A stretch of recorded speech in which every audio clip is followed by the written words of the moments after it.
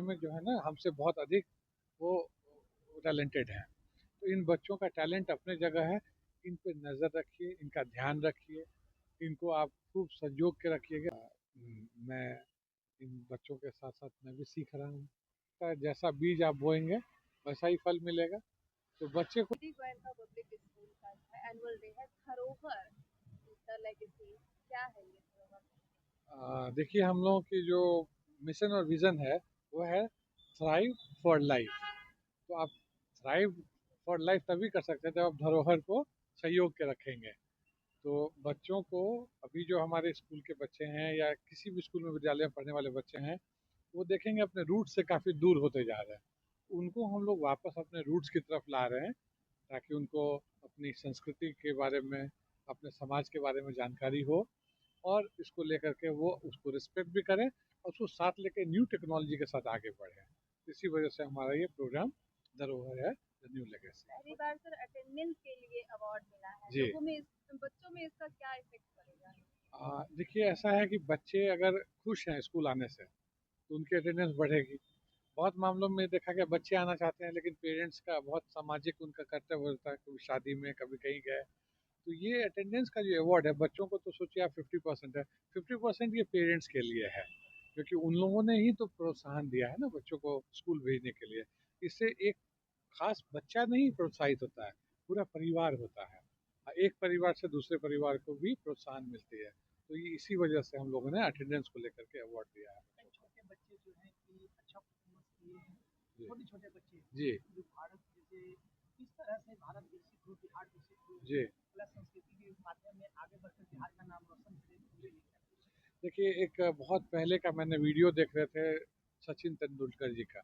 उसमें उन्होंने कहा कि अगर खेलेगा इंडिया तो जीतेगा इंडिया। तो बात तो बिल्कुल सही है कि अगर बच्चे खेलेंगे तो न्यूट्रिशियस फूड खाएंगे और वो खाएंगे तो पढ़ाई भी करेंगे तो अपने आप देखिएगा देश तरक्की करेगा। तो मूल मंत्र एक है, अच्छा खाओ, खूब खेलो, तो अपने आप खूब पढ़ोगे। तमाम बच्चे के पेरेंट्स को क्या संदेश देना चाहते हैं? अब बच्चों के जो पेरेंट्स हैं उनका मेरा एक ही उनका मैसेज रहेगा कि बच्चे आज के ज़माने में जो है ना हमसे बहुत अधिक वो टैलेंटेड हैं, तभी ये आगे धरोहर बनेंगे।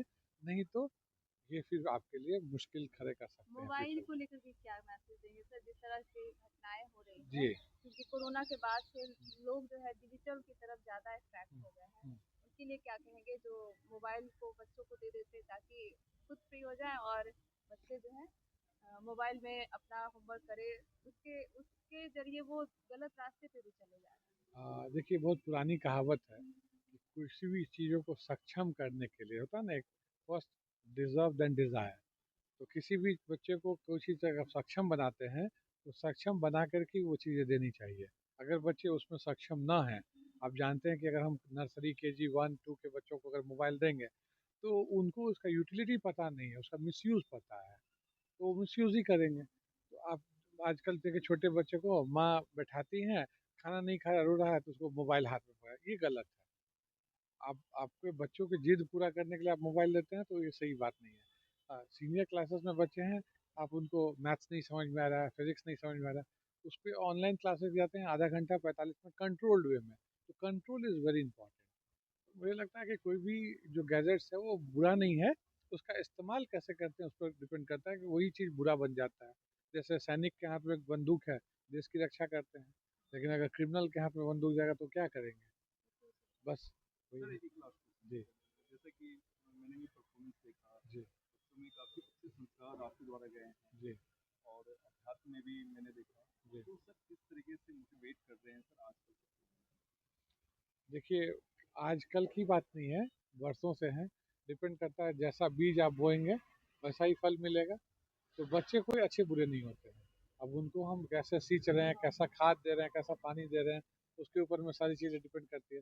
मैं तो सिर्फ अपने जीडी गोइंका के बच्चों की बात नहीं करता हूँ, पूरे बिहार के बच्चों की बात करता हूँ कि अगर आप उनको अच्छी शिक्षा के साथ साथ अच्छा संस्कार देंगे और वो संस्कार तभी दे पाएंगे जब आप उसको फॉलो करेंगे। आप फॉलो नहीं करेंगे तो सारा कहना बेकार है। सर अपना परिचय दें। मेरा नाम मधुकर झा है, मैं GD Goenka public school Patna का प्राचार्य हूँ और मैं इन बच्चों के साथ साथ मैं भी सीख रहा हूँ।